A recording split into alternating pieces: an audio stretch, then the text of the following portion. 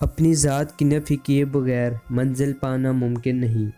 میں کہنے میں نامرادی ہے، میں کو مارے بغیر کامیابی حاصل نہیں ہو سکتی۔ دانہ مٹی میں مل کر گلے گلزار ہوتا ہے۔ تمام کام اللہ تعالیٰ کی توفیق سے ہی انجام پاتے ہیں۔ پانی مت تلاش کر، پیاس پیدا کر۔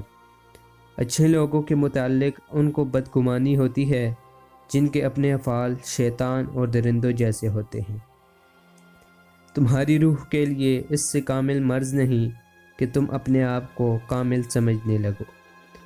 انسان کو بلندی پر لے جانا بہت مشکل ہے اور اس سے گرا دینا دشوار نہیں۔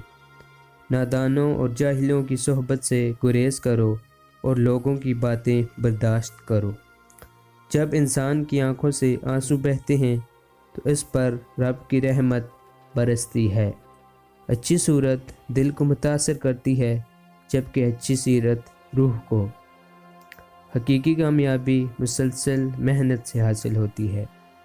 عاقلوں نے تکلیف برداشت کر کے سونا چاندی نکالا تاکہ لوگ فائدہ اٹھا سکیں، لیکن بخیل انہیں پھر مٹی اور پتھر میں دفن کر دیتے ہیں تاکہ لوگ فائدہ نہ اٹھا سکیں۔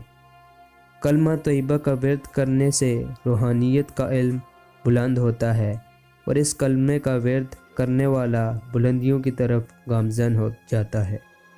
شہوت کے سام کو شروع ہی میں مار ڈالو ورنہ یہ سام ایک دن اژدہا بن جائے گا۔ ذہن وہ جگہ ہے جہاں سے روشنی آپ کے اندر داخل ہوتی ہے۔ اگر چاہتے ہو کہ سورج کی طرح چمک جاؤ تو اپنی ہستی کو اپنے یار کے سامنے جلا ڈالو۔